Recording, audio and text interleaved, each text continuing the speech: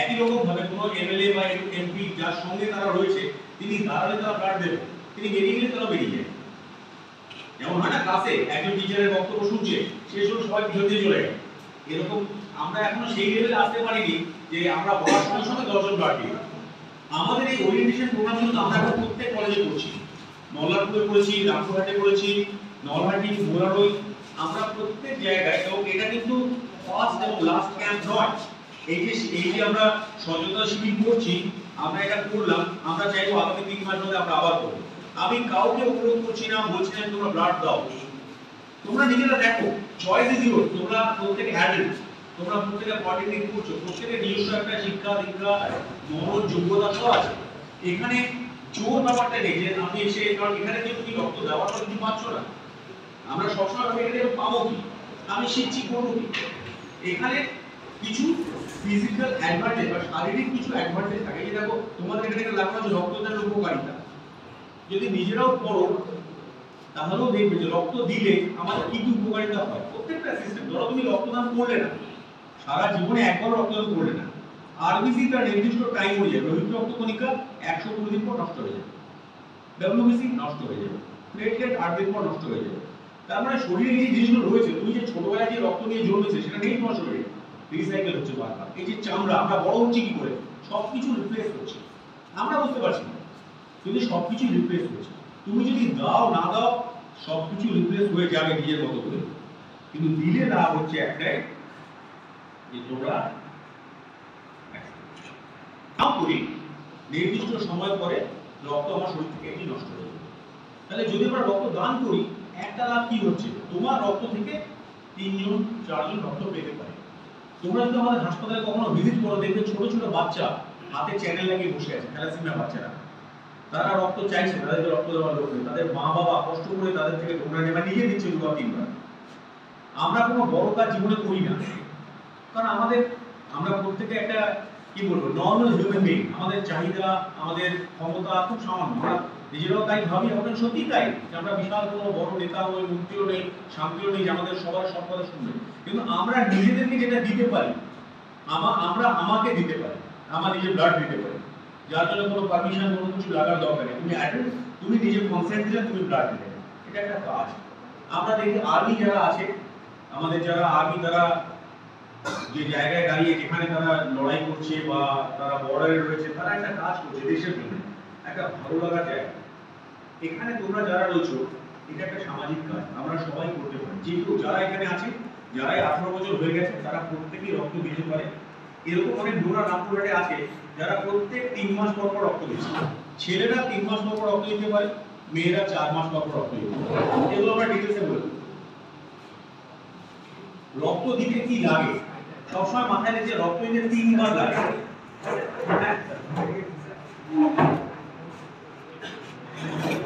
আমাদের মধ্যে এসেছেন আজকে এমএস দুবি স্যার, আমাদের রামপুরহাট মেডিকেল কলেজের মেডিকেল সুপারিনটেন্ডেন্ট ভাইস প্রিন্সিপাল।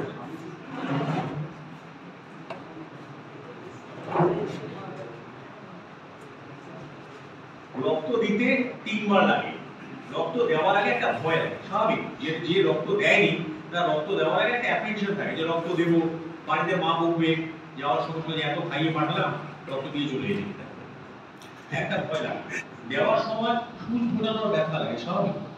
তোমার শরীর থেকে আমরা একটা রক্ত নেব, সেখানে চামড়ায় নার্ভ আছে, এরকম যদি বলা হয় যে রক্ত দেওয়ার সময় একটুও লাগবে না, তা নয়। যখন রক্ত দেওয়ার জন্য নিডলটা ঢোকানো হবে তখন সামান্য ব্যথা লাগবে, দেওয়ার পর ভালো লাগে, একটা তৃপ্তি হয় যে তোমার রক্ত, তুমি যাকে চেনো না, তুমি বাড়ির কাউকে রক্ত দিলে সেটা একরকম, আজকে বাড়ির কারো জন্য তুমি গিয়ে রক্ত দিলে, তোমার কোনো বন্ধু বান্ধবের গ্রুপে রক্ত দিলে, কিন্তু তুমি যাকে চেনো না, তোমার রক্ত এমন কাউকে পেলো, একটা ছোট বাচ্চা পেলো তোমার রক্ত, তাহলে সেটা একটা ভালো লাগার জায়গা। আমরা সবসময় চাই, দেখো এটা একটা মেসেজ এখন, we need regular repeated blood transfusion, donate blood to save life. আমরা এমন লোক চাই যারা বারবার রক্ত দেবে। আমরা বলি বছরে একজন 4 বার রক্ত দিতে পারে, আমি 4 বার বলছি না, একবার বছরে রক্ত দিলেও যদি কেউ দেয়, তাহলে যত বছর বেঁচে থাকবে প্রত্যেক বছর একবার করে রক্ত দিলে কতবার রক্ত দেওয়া হবে। এবং এটা একটা বিভিন্ন সামাজিক কর্মকাণ্ড থাকে, এটা একটা সামাজিক কর্মকাণ্ড। কারণ হাসপাতালে যত রোগী বসে আছে, যত বাচ্চা থ্যালাসেমিয়া হাতে শুধু ছুটিয়ে ঘুরে বেড়াচ্ছে, তারা প্রত্যেক ওয়েট করছে যে কখন এক বোতল রক্ত আসবে এবং আমরা তাদেরকে দিতে। আমাদের পুরো স্টাফ, পুরো হাসপাতাল ওয়েট করছে। রক্ত না থাকলে যত তুমি কর্মকাণ্ড করো সেটা একটা জায়গায় গিয়ে আটকে যাবে, কারণ রক্তের তো সাবস্টিটিউট আমরা তৈরি করতে পারিনি, না কোনো কল আছে এই ভুল আমার রক্ত নিয়ে চলে এলাম। সুতরাং রক্তের পরিবর্তে রক্তই লাগে। এটা একটা পরিসংখ্যান, প্রত্যেক 2 সেকেন্ডে একজনের রক্ত লাগে, এভরি 2 সেকেন্ড। আমরা এখানে গল্প করছি 15 মিনিট 20 মিনিট, তুমি মাথায় রাখো প্রতি হাসপাতালে প্রতি জায়গায় যখন কি এমনকি করোনা হয়েছে আমাদের পুরো সিস্টেম ব্লক, তখনও তো নর্মাল সিস্টেমটা চলেছে, লোকের হার্ট অ্যাটাক হয়েছে, লোকের বাচ্চা হয়েছে, বাচ্চারা অসুস্থ হয়েছে, রক্ত প্রত্যেকের রক্ত লেগেছে। হাসপাতাল কিন্তু একদিনও বন্ধ হয়নি, এমার্জেন্সি সার্ভিস কিন্তু সবসময় চলেছে। এটা মুভমেন্ট, এটা আমি দেখাচ্ছি না, এটা হচ্ছে আমাদের একটা ব্লাড হাসপাতালে এলে কিভাবে আমরা রোগী পর্যন্ত সাপ্লাই করি। এই জায়গাটা তোমরা দেখে নাও, এটা হচ্ছে আমাদের যদি তোমরা হাসপাতালে ঢুকে থাকো, আমাদের এটা হচ্ছে আমাদের ইউনিট, যে হাসপাতালে যে জায়গাগুলো রয়েছে এই জায়গাটা হচ্ছে তোমাদের এই পয়েন্টটা নেই, পয়েন্টটা নেই, আপনি মাউস দিয়ে দেখাতে পারেন। হ্যাঁ,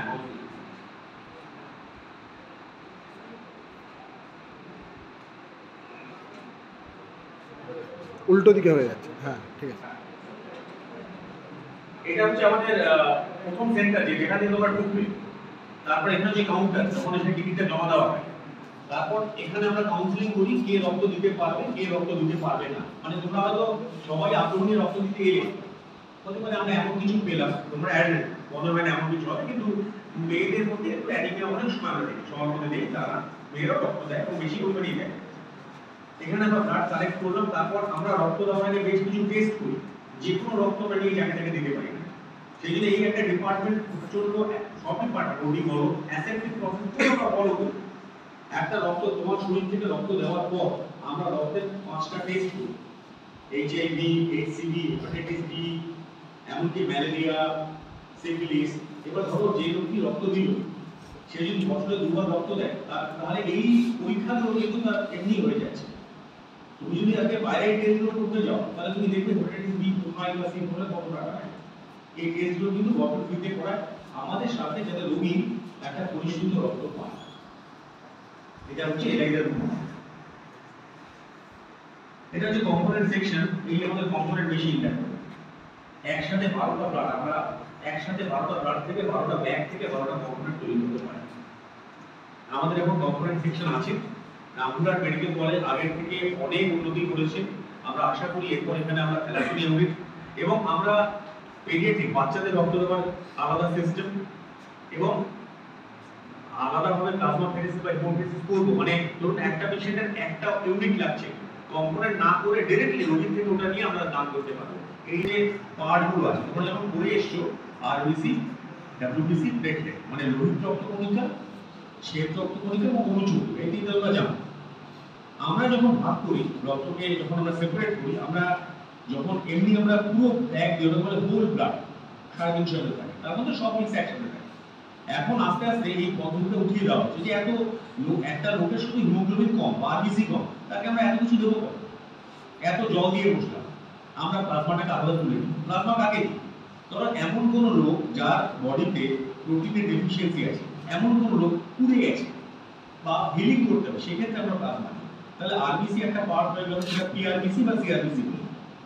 এফএফটি বলছি যেটা আমরা প্লাজমা তৈরি করি, সেটাকে ফ্রোজেন করে রাখা থাকে, দেওয়ার আগে আমরা গরম করে নিই। আর একটা থাকে প্লেটলেট। তোমরা জানো, মোটামুটি সবাই জানো, পেপার করছো, প্লেটলেট ডেঙ্গুতে কমে যায়। আমরা যখন ডেঙ্গু হয় তখন আমরা প্লেটলেটের খোঁজ করে আমরা প্লেটলেট করি। তাহলে এই সিস্টেমগুলো এবং আমাদের এখানে কম্পোনেন্ট সেকশন আরও এক কয়েকটা আছে, যেমন ক্রায়ো। প্লেটলেট যদি আমরা বেশি পরিমাণে দিই, ক্লটিংটা হবে। আমাদের এই রিপোর্টগুলো তোমাদের এই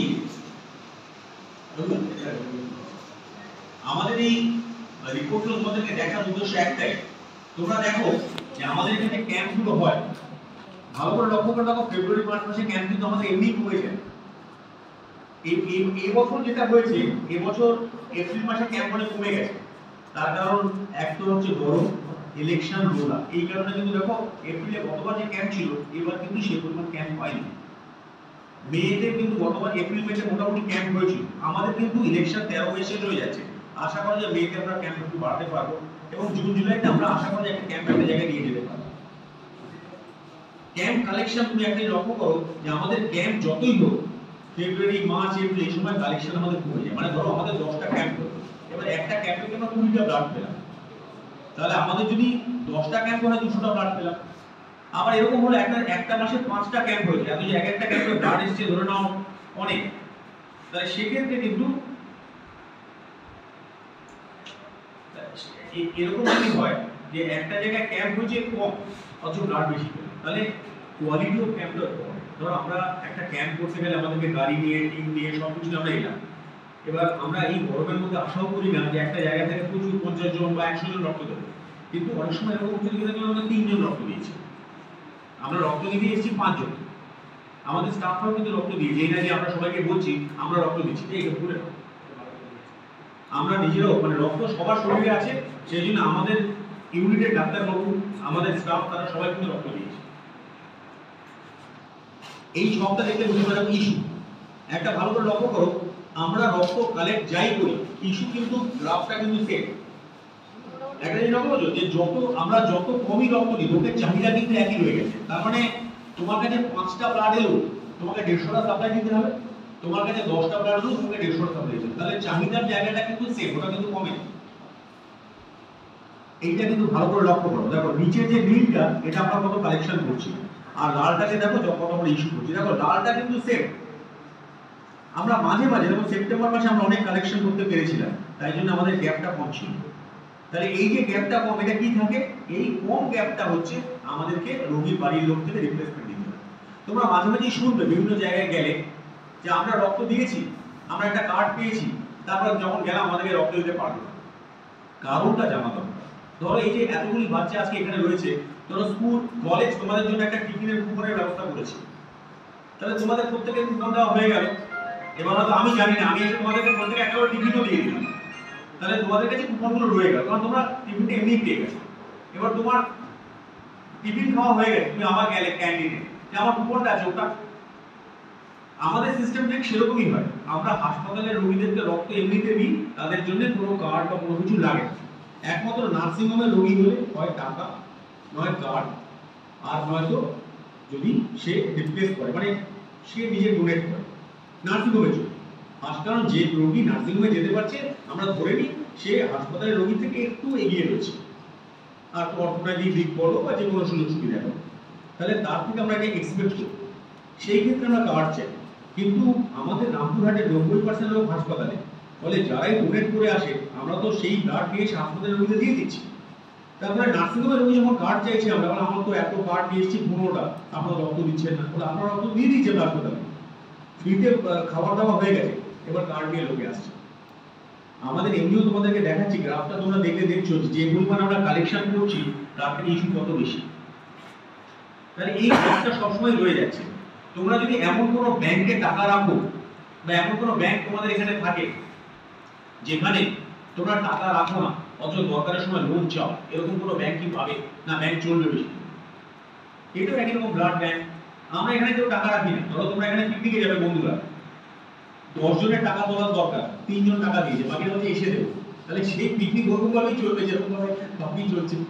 বন্ধুদেরকে তো হয়তো পিকনিকে যাওয়ার সময় টাকা দিলাম, তাহলে আমি এসে বাকিটা দেবো, খরচা হয়ে যায় আগে, এবার খরচা হয়ে যাওয়ার পর যারা দিল না তারা দিলই না বলবে।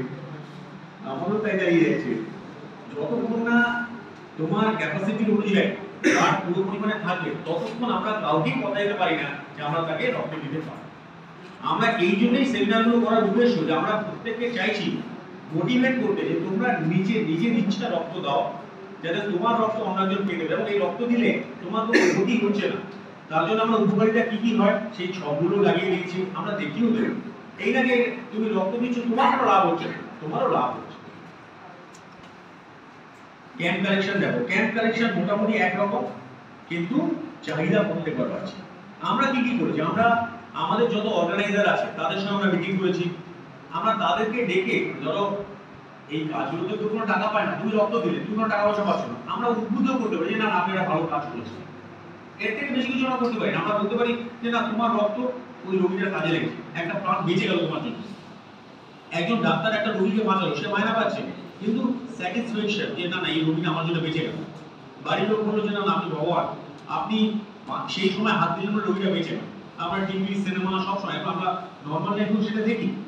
এই অ্যাপ্রিসিয়েশন আমরা কিন্তু একমাত্র তোমাকে এটাই দিতে পারি যে তোমার রক্ত যে আমরা নিয়ে গেলাম, একটা ছোট বাচ্চা পেল, তার লাইফ বেঁচে গেল, একটা অপারেশন হচ্ছে একটা মা পেল, তার লাইফ বেঁচে গেল। তোমরা এইরকম একটা মহৎ কাজ করছো, এই একটা অ্যাপ্রিসিয়েশন আমরা তোমাকে দিতে পারি। প্রত্যেকটা কলেজে আমরা মিটিং শুরু করেছি, প্রত্যেকটা কলেজে যে কটা কলেজ মোটামুটি আছে প্রত্যেক সাব ডিভিশনে আমরা প্রত্যেকটা কলেজে যাচ্ছি, গিয়ে আমরা মিটিং করছি। আমরা বলছি যে তোমরা যে ইয়াং, তোমরা যদি রক্ত দেওয়া শুরু না করো আমরা কি করে শিখবে? বাকি যাদেরকে আমরা চাইছি তারা অনেক বয়স হচ্ছে, তারাও রক্ত দিচ্ছে, কারণ 18 থেকে 65 পর্যন্ত সবাই রক্ত দিতে পারে। যত লোকাল ফেস্টিভ্যাল হচ্ছে, মেলা হচ্ছে, সেখানে কি আমরা বলছি যে আপনারা মেলা করছেন, আপনারা দুটো ব্লাড দিচ্ছেন না কেন? তারা রক্ত দিচ্ছে। এই যে বড় ক্রাইসিস হলো এই সময়, আমি নিজে পার্সোনালি ধরো প্রত্যেকটা ব্যাংকে ফোন করছি, ব্যাংক, এইচডিএফসি, শপিং মল, থানা, তারা কম দিয়েছে, 10টা 5টা হলো ব্লাড দিয়েছে। আমার 10টা ব্লাড দিয়ে একদিন চলছে না, কিন্তু 10টা ব্লাড হলে আমার কাছে 10টা ব্লাড হইলো। এবার তুমি এসে বলো আমার এই পজিটিভ লাগবে, আমি না তুমি যে কোনো ফুড আমি এই পজিটিভ দিয়ে দেবো, তাহলে আমি রোল করতে পারছি। আমার যদি কিছুই না থাকে রোলও করতে পারছি না, তোমার এ লাগবে তোমার আমাকে এ নেই, আমি তো বি, তাহলে অন্তত রোল করানোর জন্য 10টা ব্লাড দরকার, সেটাও আমাদের থাকছে। এই সময় কিন্তু ব্যাংক হেল্প করেছে, এই সময় হাসপাতাল হেল্প করেছে, এই সময় আমাদের থানা হেল্প করেছে।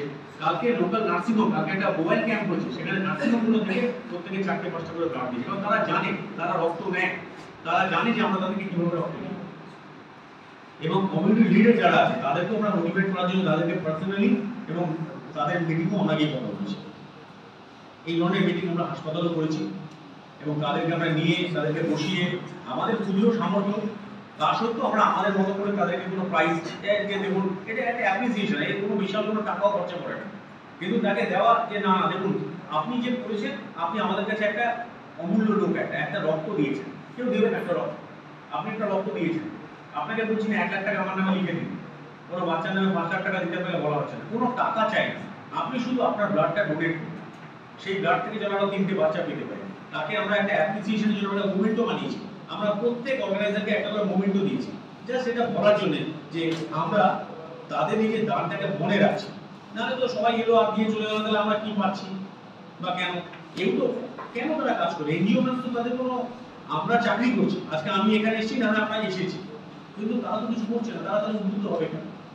একটা লোক উদ্বুদ্ধ করতে গেলে তোমাকে তো কিছু দিতে হবে, তাকে অন্তত তাকে যদি তুমি সম্মানটাও না দিতে পারো তাহলে কি দেওয়া হবে?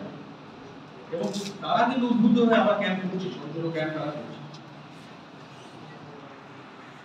আমি এবার অনুপম হোসেনকে ম্যানেজিং বলবো, অনুপম ম্যানেজ করবো।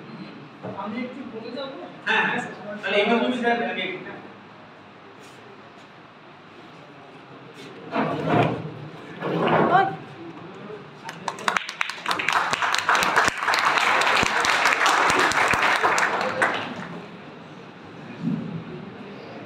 আমার খুব ভালো লাগছে যে তোমাদের মাঝখানে আসতে পেরেছি, বরং আমি গর্বিত বোধ করছি যে তোমাদের সাথে একটি কথা বলতে পারি।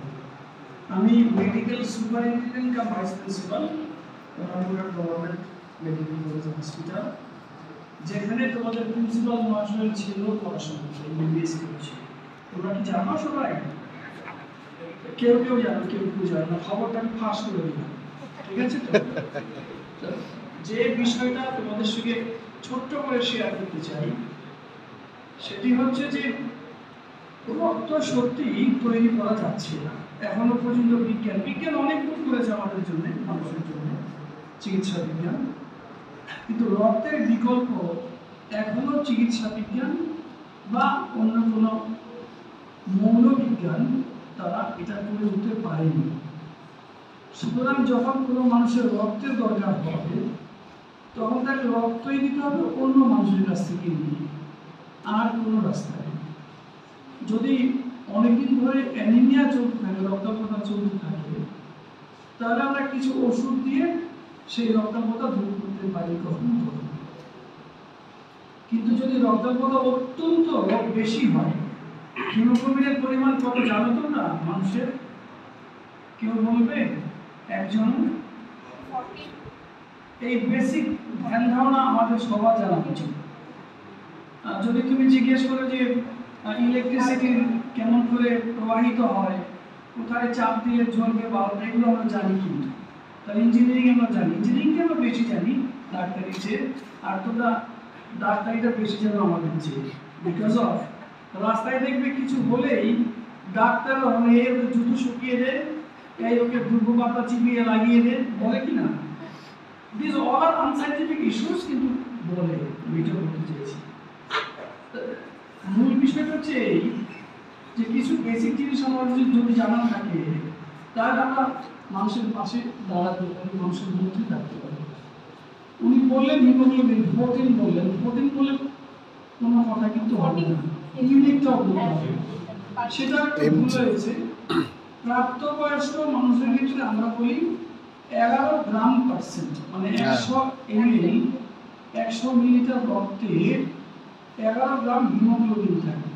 হিমোগ্লোবিনের মধ্যে গ্লোবিন, প্রোটিন, হিম, আয়রন এসব থাকে, অত ডিটেলসে যাব না। তাহলে যদি 11 গ্রামের কম থাকে তাহলে তার রক্ত পটাশিয়াম হবে। সেটি যদি 7-8 গ্রাম হয় তাহলে সে চলাফেরা করতে পারে, তাকে একটু ফ্যাকাশে লাগবে দেখতে, ফর্সা হয়ে যাচ্ছে, আসলে সে ফর্সা নয়, তখন আমাদের সন্দেহ করে যে তার রক্ত মোটা হতে পারে। এবং যদি 3-4 হয় তাহলে সে কাজ করতে পারবে না, অত্যন্ত কষ্ট হবে, মুভমেন্ট করতে কষ্ট, শ্বাসকষ্ট হচ্ছে, নানা রকম সমস্যা বাড়তে থাকে। তখন রক্ত ছাড়া আর কোনো চিকিৎসা কাজে আসবে না। আমি যে জায়গাটা রিচ করতে চাইছিলাম, রক্ত দিতে হবে কখনো কখনো। আবার এমন হতে পারে, ভগবান না করুক তো নাই, তোমরা যখন বাইকে আসছো বা বাইক চালাও, একটা অ্যাক্সিডেন্ট হলো এমন যে পা থেকে অনেকখানি রক্ত বেরিয়ে গেলে, 1 লিটার 2 লিটার রক্ত বেরিয়ে গেল, তখন চিকিৎসা কিন্তু একমাত্র বড় চিকিৎসা হচ্ছে রক্ত দেওয়া, অন্য চিকিৎসার সঙ্গে সঙ্গে আছে। ফলে রক্তের বিকল্প রক্ত, এইটা আমাদের বুঝতে হবে প্রথম। এবং সেই জায়গায় তাহলে আমার করণীয় কি? আমরা যারা এখানে বসে আছি, যারা প্রাপ্তবয়স্ক মানুষ, তোমাদের এভারেজ বয়স কত দিনে যারা এসেছো? 18 বা তার বেশি, তাই তো? 18 বছর বয়সের বেশি যারা প্রাপ্তবয়স্ক মানুষ, প্রায় 60-65 বছর বয়স পর্যন্ত রক্ত দিতে পারে। এবং একজন যুবক বছরে 4 বার রক্ত দিতে পারে। এগুলো নিশ্চয়ই বলা হয়ে গেছে, বলে দিয়েছো? আচ্ছা, বছরে 4 বার একজন প্রাপ্তবয়স্ক মানুষ রক্ত দিতে পারে এবং কোনো সমস্যাটা হবে না। বরং রক্ত দানের ক্ষেত্রে কিছু উপকারও আছে। তোমার যে রক্তগুলো তৈরি হবে সেগুলো অনেক বেশি শক্তিশালী রক্ত তৈরি হবে, এরকম বিষয় আছে। স্যার একটু আগে বলেছেন যে তুমি যখন রক্তটা দিলে, সেই রক্ত যখন কাউকে দেওয়া হচ্ছে, তুমি জেনে রাখো তোমার মতো গোটা 5 রোগ নেই। যে 5টা রোগের জীবাণু ওই রক্তে থাকতে পারে সেগুলো পরীক্ষা করা হয়। স্যার বলেছেন হেপাটাইটিস বি, হেপাটাইটিস সি, যে জীবাণু দিয়ে জন্ডিস হয় এবং মৃত্যু পর্যন্ত ঘটতে পারে। এইচআইভি নাম তোমরা সবাই জানো, এইডস যে কারণে হয়। ম্যালেরিয়ার জীবাণু দেখা হয় এবং শেষে সিফিলিসের জীবাণু দেখা হয়। সুতরাং এই 5টি রোগ তোমার শরীরে নেই, এটা তুমি বুঝতে পারলে যখন রক্ত দেওয়ার পরে সেই রক্ত কাউকে দেওয়া হবে। সুতরাং রক্ত দাতা যিনি, তার উপকারে অনেকভাবে বিষয়টা আসে। নতুন রক্ত তৈরি হচ্ছে, নতুন উদ্যমে তোমার বেশ কিছু রোগ নিয়ে তার পরীক্ষা হয়ে গেল। এবং এটা সবচেয়ে বড় বিষয় আমার কাছে মনে হয়েছে, তুমি ইঞ্জিনিয়ার হও, আমি চিকিৎসক, একজন উকিল হতে পারেন, একজন শিক্ষক হতে পারেন, আমরা অনেকে এখানে শিক্ষক আছি। সবার উপরে কিন্তু আমরা মানুষ, আমাদের মানুষ হতে হবে। আমি কাজের মধ্যে